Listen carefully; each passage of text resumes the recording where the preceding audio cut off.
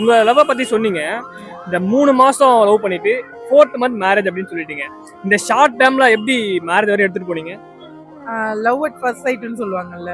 So அவர் வந்து நான் பார்த்தது வந்து எங்கள் வீட்டில் அலைன்ஸ் பார்த்துட்டு இருந்தாங்க மேட்ரிமோனியில். என்கிட்ட ஐடி கொடுத்தாங்க.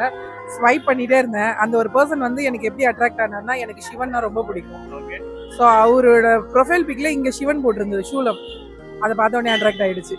ஓகே. ஸோ நானே கால் பண்ணி அவரே வந்து டீசெண்டாக பண்ணார். ஃபர்தராக நம்ம வேணும்னா ஃபேமிலி கிட்ட டிஸ்கஸ் பண்ணலாம் அப்படின்னு. பட் நான் என்ன பண்ணேன், உங்கள் நம்பர் கொடுங்க அப்படின்னு வாங்கி நானே கால் பண்ணிட்டேன் அவருக்கு. கால் பண்ணி எத்தனை மணிக்கு 9 o'clock கால் பண்ணேன் நைட்டு. பேசிட்டே இருந்தோம். விடிய காத்தால 3 ஆயிடுச்சு.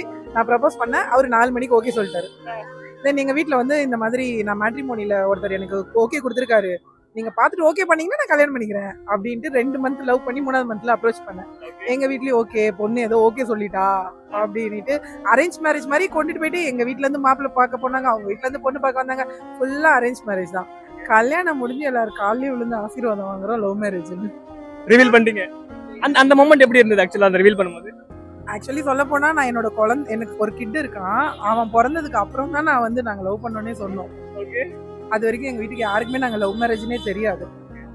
ஸோ சில பலவங்களுக்கு லவ் மேரேஜ்னு கல்யாணம் அப்போ தெரியும், சில பலவங்களுக்கு குழந்தை பிறந்த உடனே லவ் மேரேஜ்.